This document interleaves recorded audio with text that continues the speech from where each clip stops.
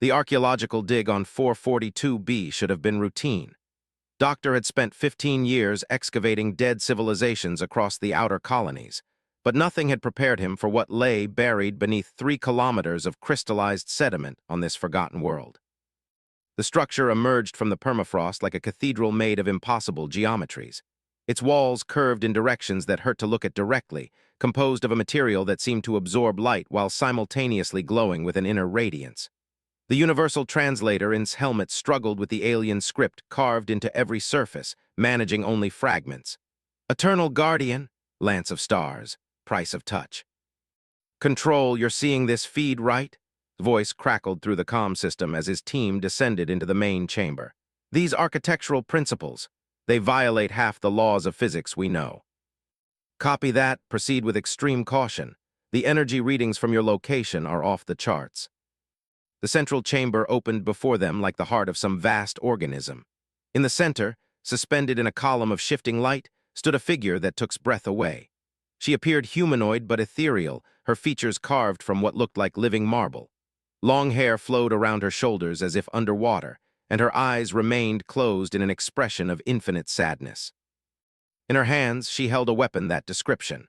The lance stretched nearly 3 meters in length, its surface rippling with patterns that seemed to move when observed peripherally. Energy coursed along its length in waves of blue and silver, and the air around it hummed with barely contained power. "My God," whispered Dr. Sarah the teams. "She's beautiful, but look at the expression on her face. She looks trapped." Approached the figure slowly, his instruments detecting energy levels that should have vaporized everything in a 50-kilometer radius. Yet somehow, the power remained contained, held in perfect balance by technologies beyond human understanding. As he drew closer, the universal translator began picking up something new. Not words exactly, but intent, emotion, a voice that seemed to speak directly into his mind. "So long, so very long have I waited. You are not of the Maker's children, yet you walk where they once tread.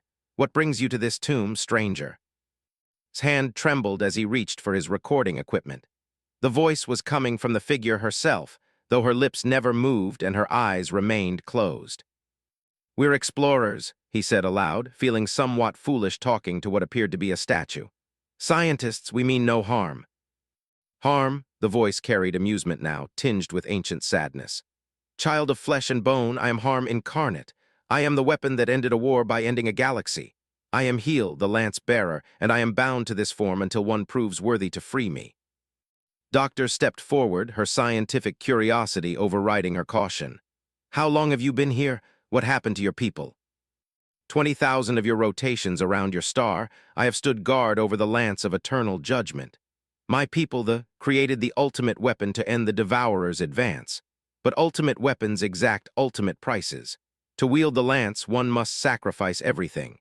To touch it without worthiness brings only death. Felt a chill that had nothing to do with the chamber's temperature. "And you were the one who made that sacrifice." "I was their greatest warrior, their most skilled daughter. I believed I could master the lance and retain my essence. I was optimistic." The voice carried centuries of regret. "The lance consumed my physical form, bound my consciousness to this crystalline prison, but it granted me power beyond measure. With a single thrust, I tore through the Devourer fleet like paper. I ended their hunger forever." The archaeological team stood in stunned silence as the implications settled in. They weren't just looking at an artifact. They were in the presence of a living weapon of mass destruction, a being who had sacrificed her very existence to save her people. "The lance still hungers," Heel continued. "It calls to warriors, to those who would wield ultimate power. Many have tried over the pirates, warlords, even some of your own species have found their way here. All have died at the first touch of its surface." His teammate, Lieutenant Commander Jake from the Colonial Defense Force, stepped forward. His military bearings straightened as he studied the weapon. "What makes someone worthy?" "Worthiness cannot be measured in strength of arm or sharpness of mind, warrior. The lance judges the heart. It seeks one who would sacrifice everything not for personal gain, but for the protection of others. One who understands that true power lies not in the taking of life, but in the willingness to give one's own." His hand moved unconsciously toward his sidearm, "And if someone worthy actually touched it, then they would face the same choice I did. Accept the transformation and become a guardian of unimaginable power, or reject it and die. But worthiness is rare, soldier. In 20,000 years, only 3 beings have touched the lance and lived even momentarily. None possess the strength to complete the bonding. Doctor felt his scientific mind racing. The technological implications alone were staggering.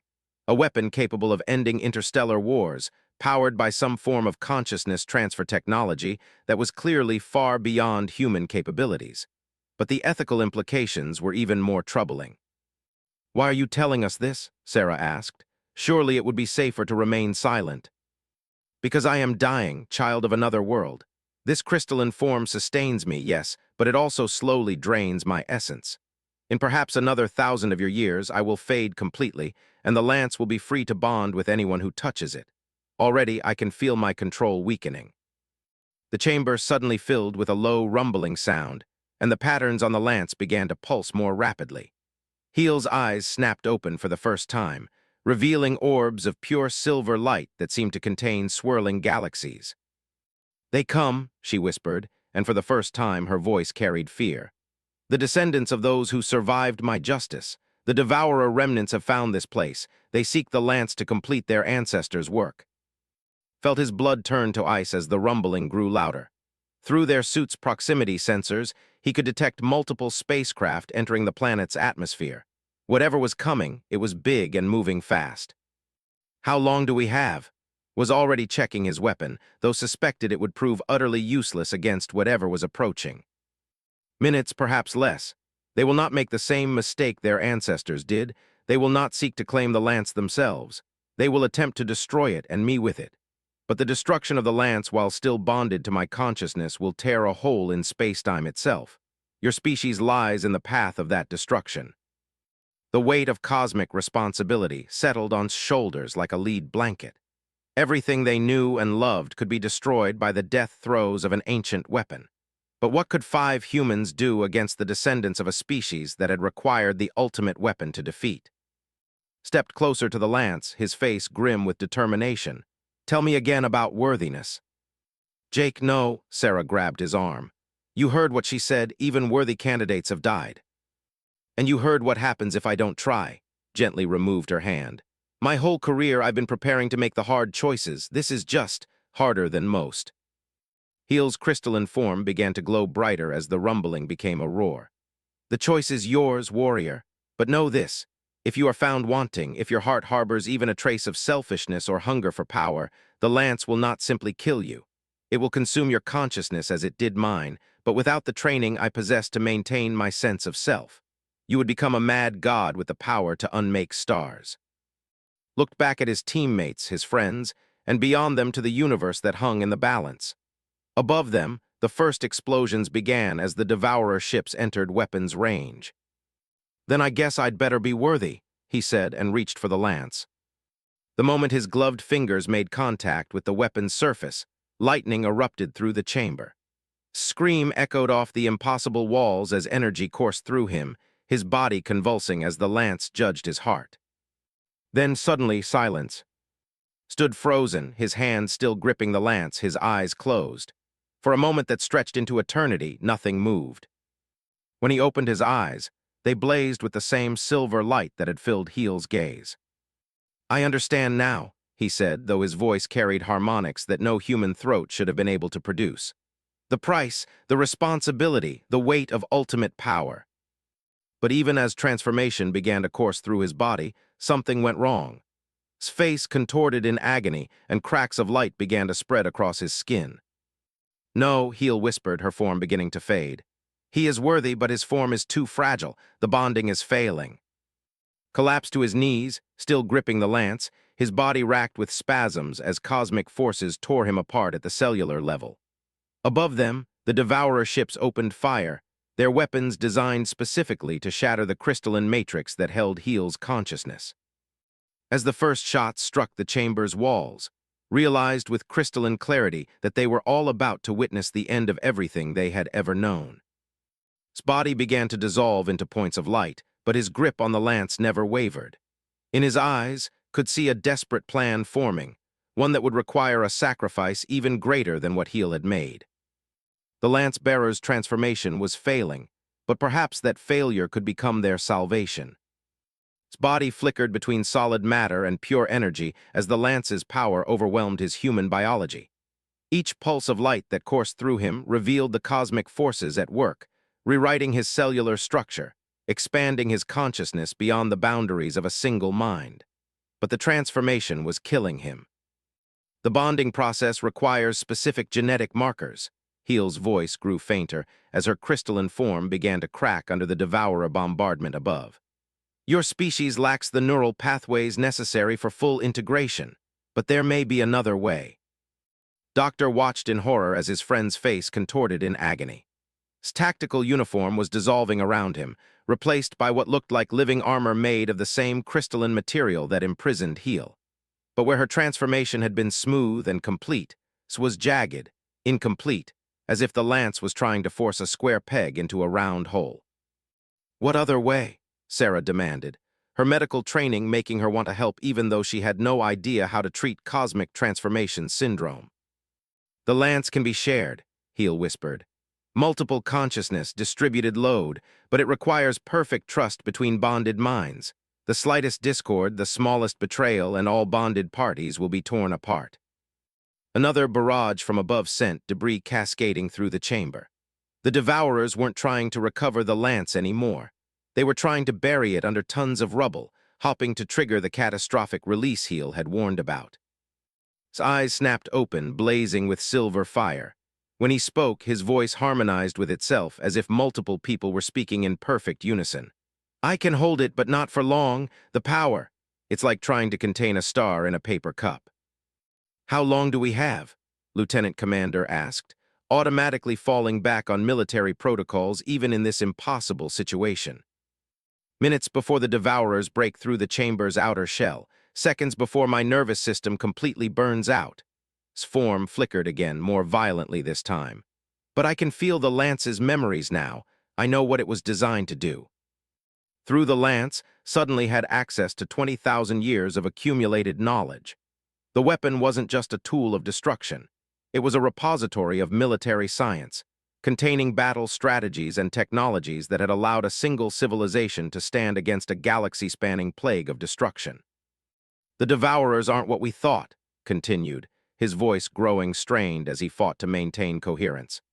"They're not organic beings that consume matter for sustenance. They're a technology that consumes consciousness itself. They feed on the thoughts and memories of living beings, leaving behind empty shells that serve their purposes." Doctor's face went pale. "That's why the lance requires consciousness bonding. It's not just a weapon, it's an immune system. It creates consciousness that they can't digest." "Exactly, but there's more." His grip on the lance tightened as another wave of energy coursed through him. "The original Devourer invasion was just the beginning. They're not from this galaxy, they're from outside the cosmic web entirely. They've been moving from galaxy to galaxy for millions of years, consuming entire clusters of civilizations." The implications hit like a physical blow. And they're not done, they're still coming. The remnants that survived Heel's attack retreated to the void between galaxies. They've been building, waiting, preparing for a second invasion, one that human technology can't possibly stop. Another explosion rocked the chamber, and this time pieces of the ceiling began to fall. The Devourer ships had brought serious firepower, the kind designed to crack planets, not just archaeological sites.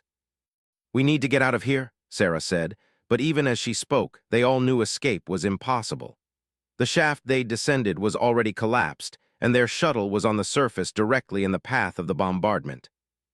"No," said firmly. "Running just delays the inevitable. The Devourers know about Earth now. They know about the Coalition worlds. If we don't stop them here, they'll follow our signal back and begin the final harvest." Heel's form was now more cracked than crystal, her voice barely a whisper. "There is a way. The lance can be activated without full bonding. A temporary fusion that burns bright but brief. One consciousness can channel the weapon's full power for moments rather than." "What's the catch?" asked, though he suspected he already knew. "The wielder dies, completely. No trace of consciousness remains. It's consumed entirely by the lance's activation sequence. But in those moments before death, they have access to power sufficient to rewrite the fundamental forces of reality within a significant radius. His body convulsed again, more violently this time. I'm losing coherence. Either we do this now or we lose the option entirely. Wait, Doctor stepped forward. You said the lance could be shared between multiple consciousness. What if we all bonded with it, distributed the load among 5 minds instead of one? Heel's fatting form managed something that might have been a smile. Clever. Yes, that could work, but it requires absolute trust. Any hesitation, any self-preservation instinct, any moment of doubt, and the feedback will kill all of you instantly. Looked around at his team. These were people he'd worked with for years, trusted with his life on dozens of expeditions to hostile worlds. But this was asking something beyond normal trust. This was asking them to merge their consciousness with an alien weapon while under fire from genocidal machines. I'm in, Sarah said without hesitation. If's right about what's coming, then our families, our children, everyone we've ever known will be consumed if we fail here. Same, nodded. I've seen what the Devourers left behind on other worlds. Entire planets stripped of every thinking being, leaving behind only empty structures and bones. I won't let that happen to Earth.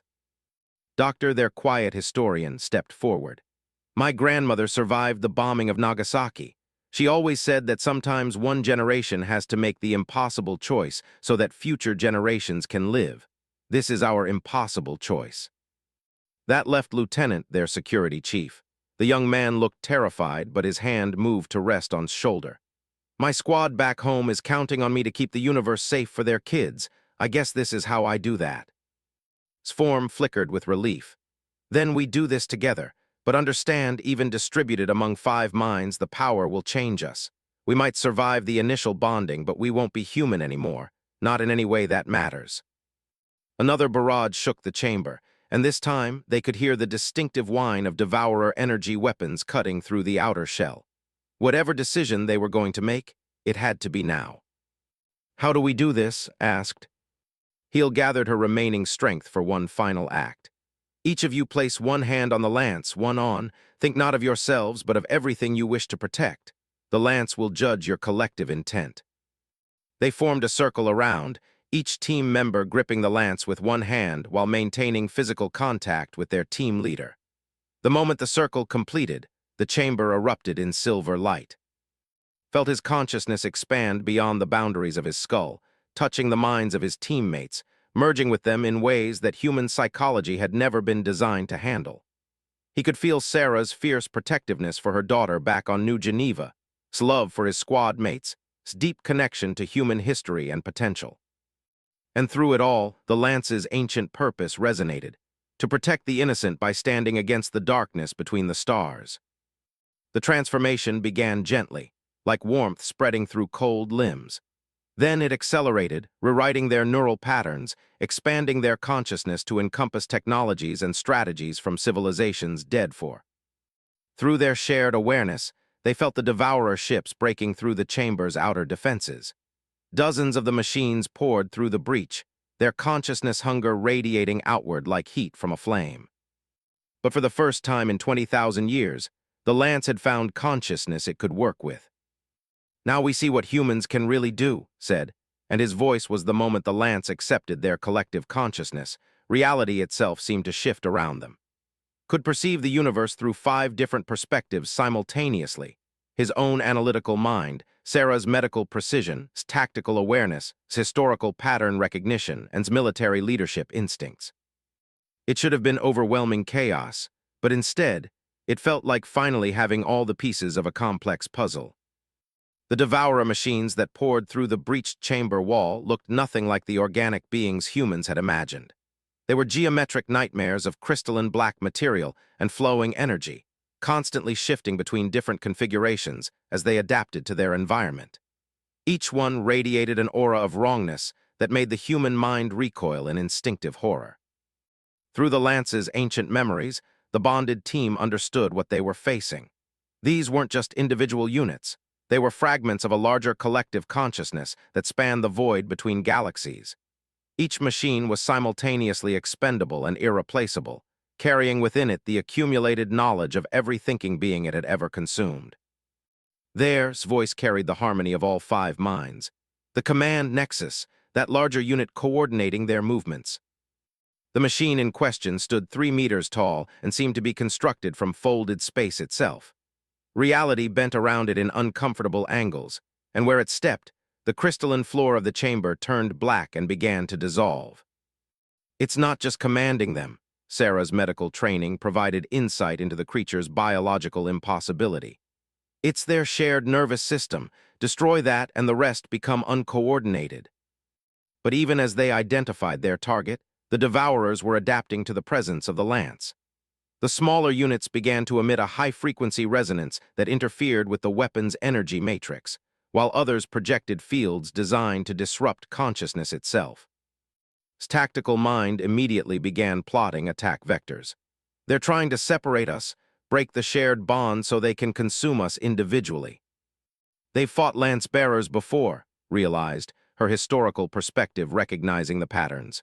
This isn't improvisation. These are specific countertactics developed over millions of years. The Devourer command nexus raised what might have been an arm, and space around the human team began to twist. Reality became fluid, unreliable. Up became sideways, gravity shifted directions, and the chamber walls began to flow like liquid. Hold onto the bond, commanded through gritted teeth. Don't let the spatial distortion break our connection. Felt reality trying to tear his consciousness away from the others, but the lance's power provided an anchor point. As long as they maintained their shared grip on the weapon, they could resist the Devourer's reality-warping abilities.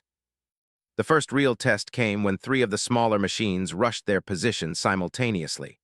Moving with inhuman coordination, they attacked from impossible angles, one through the floor, one phasing through what had been a solid wall, and one dropping from a ceiling that was no longer where it should have been. The bonded team moved as one entity. Tactical awareness guided their positioning, whilst combat experience directed their responses. But it was Sarah's medical knowledge that provided the key insight. They have to maintain physical coherence to interact with our reality, she said through the shared link. That means they have structural weak points. The lance blazed with silver fire as they swept it in a wide arc, its energy seeking the quantum fractures where the machines maintained their impossible geometries. Where the weapon's power touched the Devourers, they simply ceased to exist, not destroyed or damaged, but erased from reality as if they had never been. But for every machine they eliminated, 2 more emerged from the breach. The Devourers were treating this as a learning experience, adapting their tactics with each exchange. They're stalling, realized. This isn't their main assault, they're gathering data on how we fight. Through the lance's enhanced perceptions, they could sense the massive ships in orbit above the planet. Hundreds of Devourer vessels, each one capable of stripping the consciousness from entire worlds. They weren't here to reclaim the lance. They were here to study it so they could develop better defenses for their next invasion. Then let's give them something worth studying, said grimly.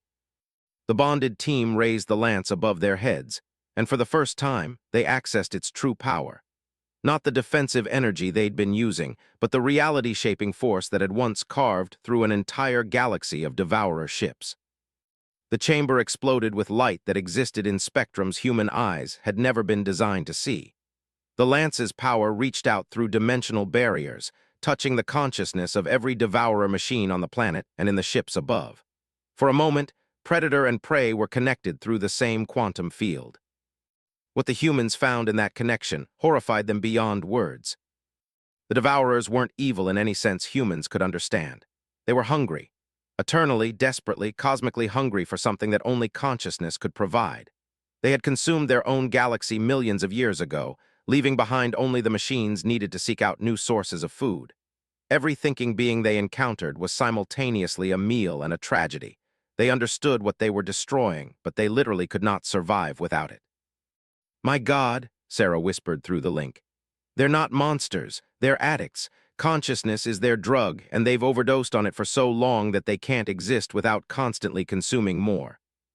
But understanding their nature didn't make them any less dangerous. If anything, it made them more so. An evil enemy might be reasoned with, but hunger this deep was beyond negotiation. The command nexus in their chamber suddenly stopped its reality-warping attack and stood perfectly still. When it spoke, its voice came from everywhere and nowhere, bypassing their ears to speak directly into their minds. Interesting, 5 separate consciousness patterns operating in perfect harmony. We have not encountered this configuration before. Yeah, well, humans are full of surprises, replied, though he kept the lance ready for another attack. Indeed, your species shows remarkable adaptability.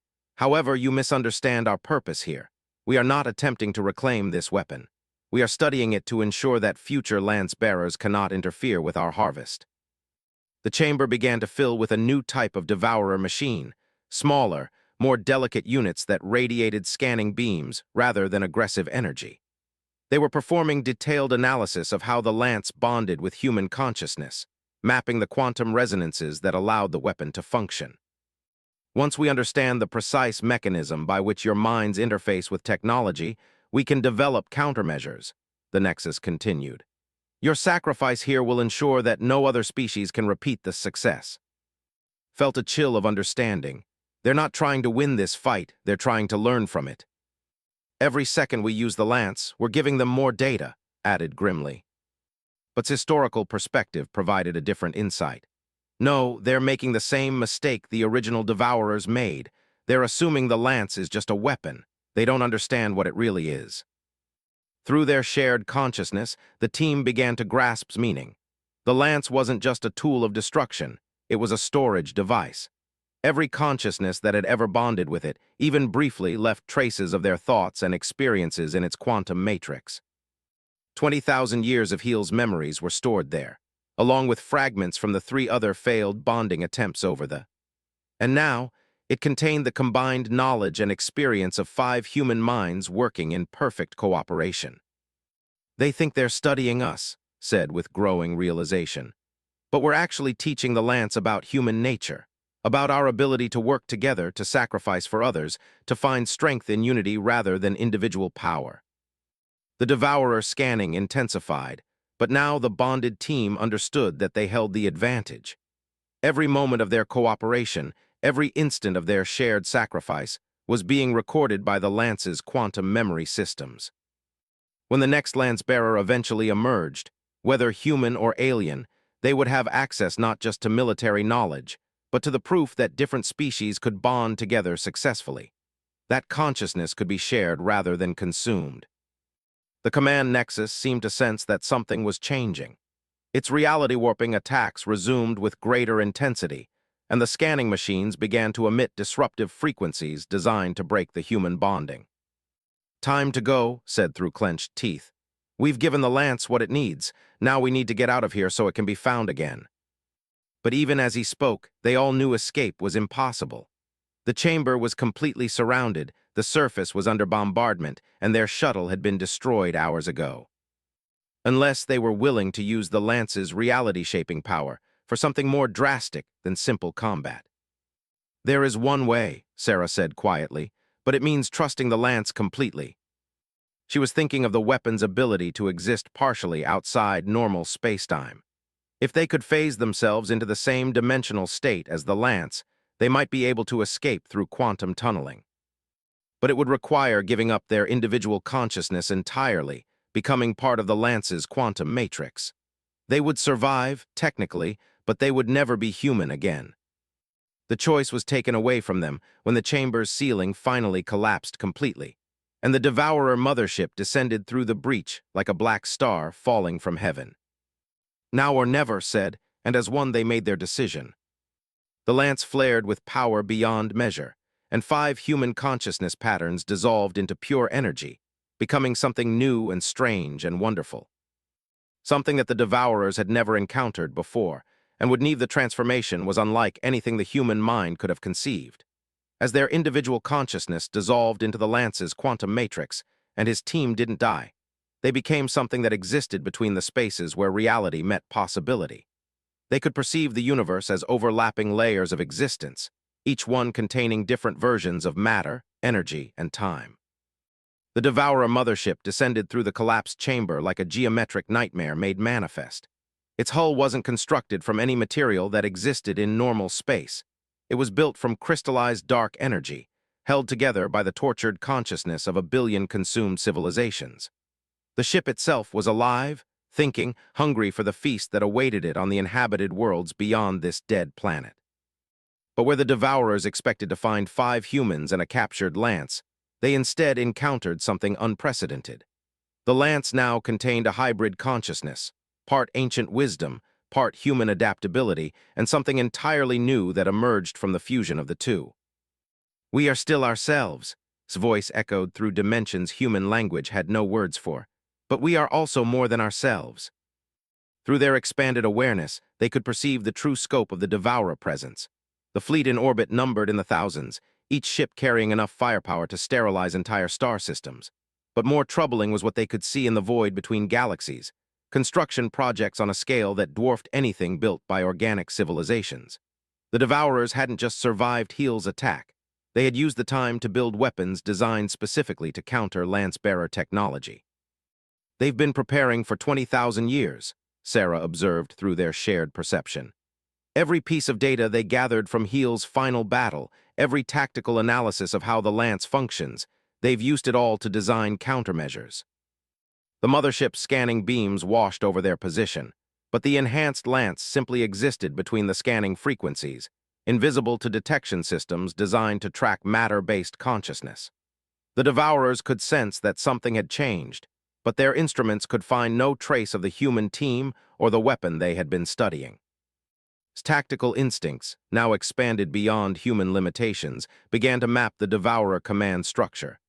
The fleet is controlled by a central nexus intelligence located in the largest ship, but it's not just coordinating attacks, it's actively learning from every encounter. Each battle makes them smarter, more adaptive. "Which means we can't fight them the same way Heel did," historical perspective provided crucial context. "A direct assault will just give them more data to work with. We need to think like humans, not like warriors." Felt his scientific mind expand to encompass technologies that had been theoretical impossibilities just moments before. Through the lance's accumulated knowledge, he could perceive the quantum mechanics underlying Devourer construction, the consciousness harvesting processes that sustained their existence, and most importantly, the fundamental weakness that no previous lance-bearer had recognized. "They're not just hungry for consciousness," he realized. "They're trapped by it. The consciousness they consume doesn't just sustain them, it becomes part of them. They carry the memories and experiences of every being they've ever killed." The implications struck all 5 minds simultaneously. The Devourers weren't just cosmic predators. They were cosmic prisoners, carrying the weight of millions of years of involuntary memory. Every civilization they destroyed added to their collective psychological burden, creating a form of existence so traumatic that they could only function by consuming more consciousness to dull the pain. "They're trying to forget," Sarah said with medical clarity. "But the more they consume, the more they remember. It's a cycle that can't be broken by traditional means."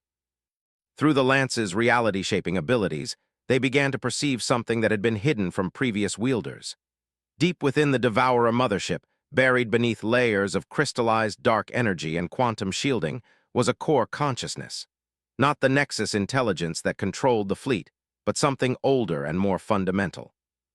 It was the original Devourer, the first being to discover consciousness consumption, the patient zero of a galaxy-spanning addiction that had transformed an entire species into machines of hunger. And it was suffering beyond measure. "It's still alive in there," whispered through their shared link. "After millions of years, the original consciousness is still aware, still experiencing every moment of what its discovery created." The mothership suddenly shuddered to a halt above their position. Through their quantum perception, they could sense confusion rippling through the Devourer command structure.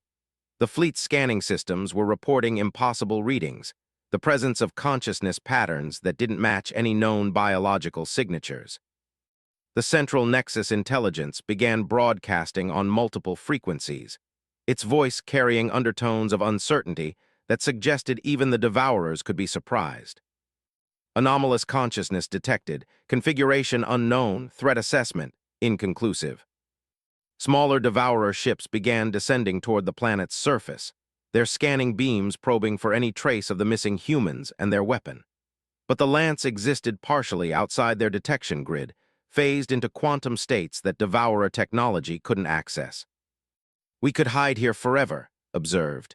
Wait for them to leave, then find a way to contact the coalition and warn them about what's coming. No, said firmly. Hiding just delays the inevitable, and we've learned something that changes everything. The Devourers can be saved. The concept was so radical that it took several moments for the other minds to process it. Save the Devourers, the beings responsible for genocide on a cosmic scale. But historical knowledge provided context that made the impossible seem merely improbable. Humans have always been better at rehabilitation than revenge.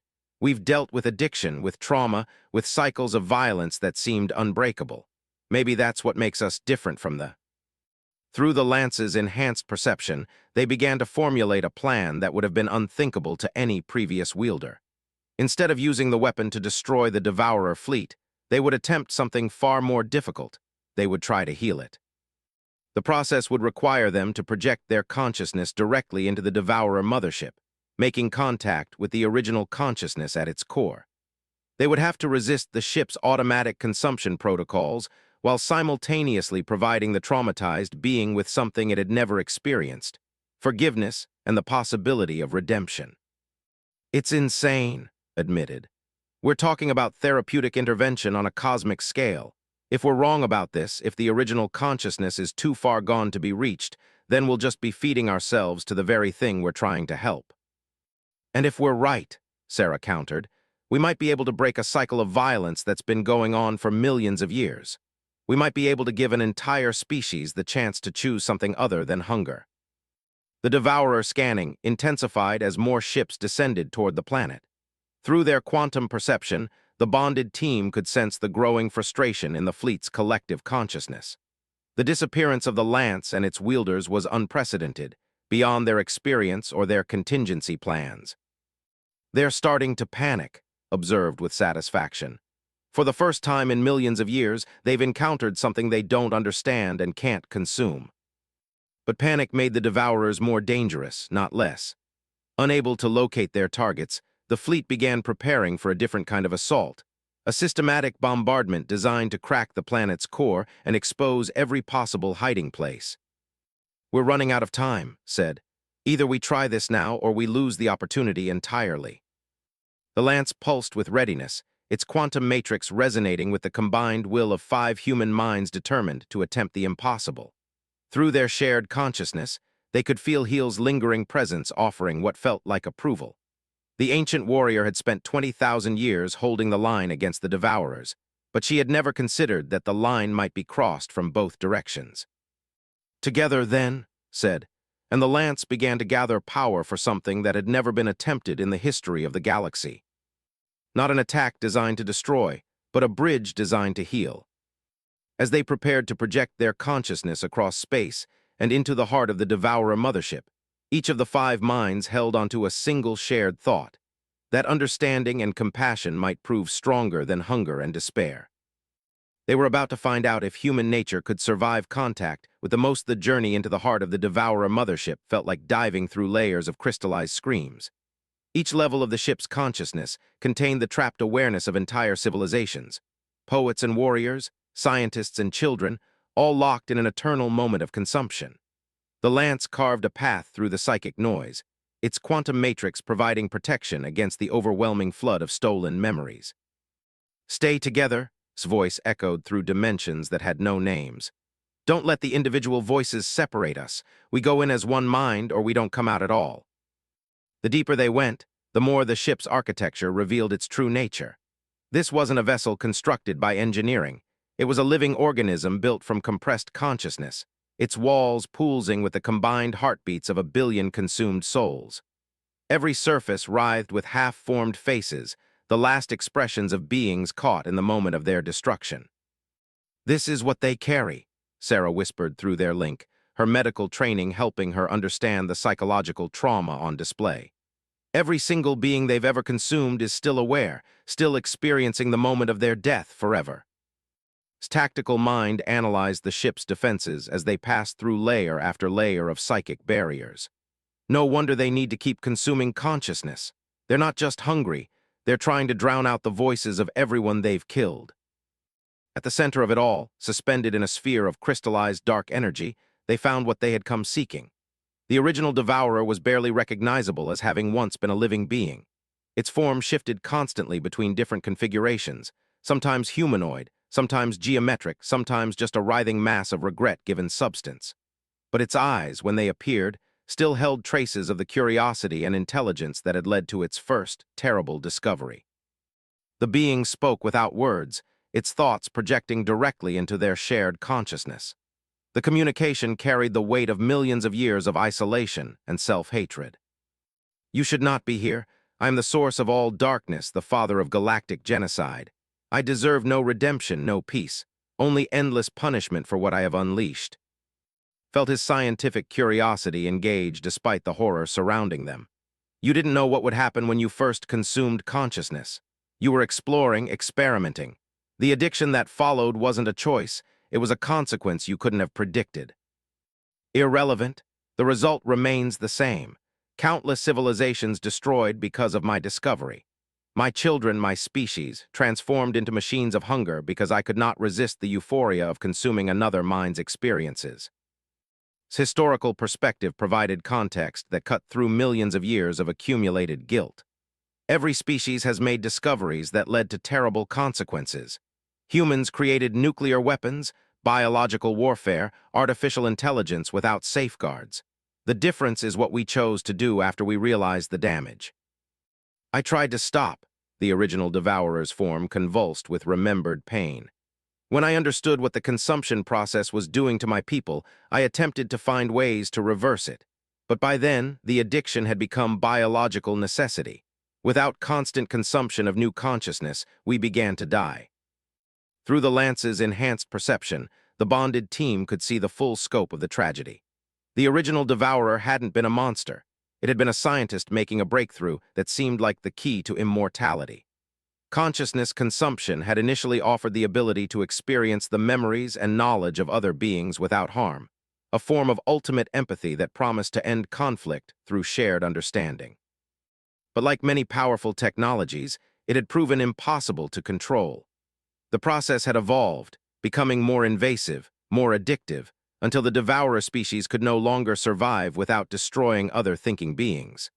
What had begun as an attempt to create universal understanding had become the ultimate expression of cosmic isolation. "The first step in recovery is admitting the problem," Sarah said, drawing on medical knowledge that applied even to cosmic-scale addiction. "But the second step is choosing to change. You've been carrying the guilt of millions of years of genocide, but you've also been maintaining the systems that perpetuate it."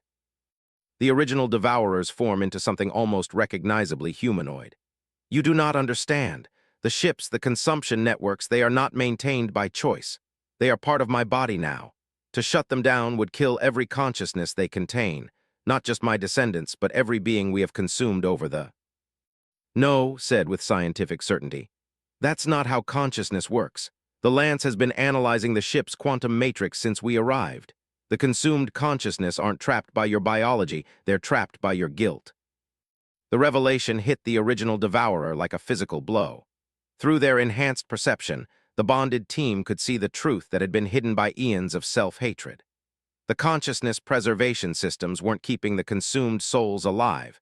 They were keeping them trapped in the moment of their death because the original devourer believed they deserved eternal punishment for his crime.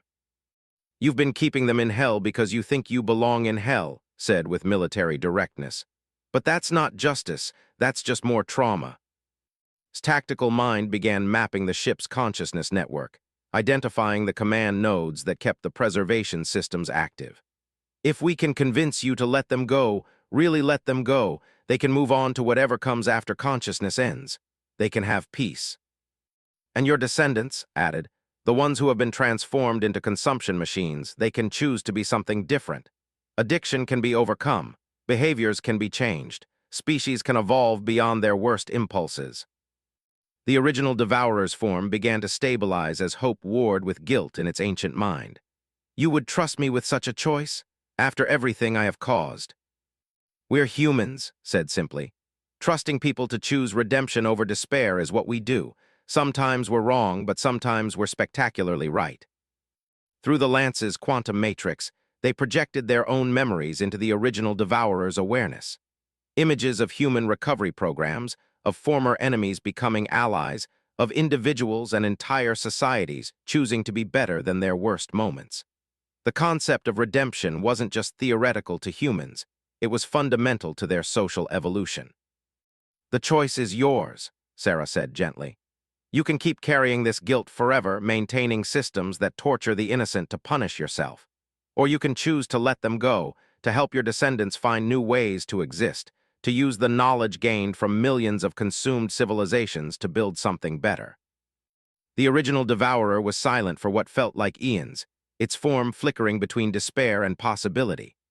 Around them, the ship's consciousness network hummed with the voices of the consumed, waiting for a decision that would affect every soul trapped within the crystallized walls. Finally, the being spoke, its voice carrying a weight of decision that had been building for geological ages. "I choose to let them go, all of them, but I will need help. The networks are too complex for one consciousness to safely dismantle." "That's what we're here for," said, and the lance blazed with power as 5 human minds joined with one ancient alien consciousness to perform the most complex psychological intervention in galactic history. The process began slowly, carefully, as they identified each trapped consciousness and offered it the choice to move on. Some accepted immediately, dissolving into whatever existence awaited beyond the physical universe. Others lingered, offering forgiveness to their captor before departing. A few chose to remain, volunteering to help rebuild what the devourers could become. As the preserved souls departed, the ship itself began to change. The walls of crystallized consciousness became simple matter, the writhing faces dissolved into neutral surfaces, and the overwhelming psychic noise faded to blessed silence. Throughout the fleet, similar transformations began as the central command nexus transmitted new instructions. The Devourer descendants found themselves free to choose their own purposes for the first time in millions of years. Some chose to continue existing as they were, but without the compulsion to consume consciousness. Others began experimenting with new forms, new ways of thinking and being that didn't require the destruction of other minds. "What will you do now?" asked the original Devourer as its form settled into something peaceful and stable. "Learn," the being replied. "I have the memories of billions of civilizations, the accumulated knowledge of entire galaxies. Perhaps it is time to use that knowledge to create rather than consume." The lance pulsed with completion as the last of the consciousness preservation systems shut down safely. The Devourer fleet, no longer driven by insatiable hunger, began to disperse. Some ships headed for the void between galaxies to explore new forms of existence. Others set course for the galactic edge, where they could experiment with technologies that created rather than consumed consciousness. But the original Devourer's ship remained in orbit around the dead planet, its ancient inhabitant finally free to begin the long process of healing from millions of years of guilt and isolation. As the bonded team prepared to return to their own bodies, the lance offered them a choice. They could remain merged with its quantum matrix, becoming eternal guardians with power beyond imagination. Or they could return to their human forms, retaining only memories of their expanded existence. "We choose to return," said without hesitation. "The universe has enough gods. What it needs is humans willing to do the hard work of making things better." The lance flared one final time, and 5 consciousness patterns separated back into individual human minds. They found themselves standing in the ruins of the ancient chamber, still holding the weapon that had changed everything. But now it was quiet, dormant, waiting for the next time it would be needed. Above them, the sky showed the departure trails of 1,000 Devourer ships, no longer a threat to galactic civilization, but not yet sure what they wanted to become instead. It would take time, perhaps, for them to fully heal from their addiction to consciousness consumption. But for the first time in millions of years, they had that time. They had choice. They had hope. And somewhere among the stars, Heal's consciousness finally found peace, her vigil complete and her sacrifice vindicated by 5 humans who had chosen compassion over conquest. The lance remained where they left it, waiting in the ruins for the next beings who would need its power. But its purpose had changed. No longer a weapon of destruction, it had become something far more powerful, a tool for healing the wounds that violence leaves behind. In the end, the greatest victory wasn't defeating the Devourers, but helping them remember what they could choose to be instead: alien psychology in the known universe. And if it could, They might just change the course of galactic history or be able to understand or consume. The real battle was just beginning by four others speaking in perfect harmony. As one they raised the lance, and the real battle began. If anyone could survive what was coming next,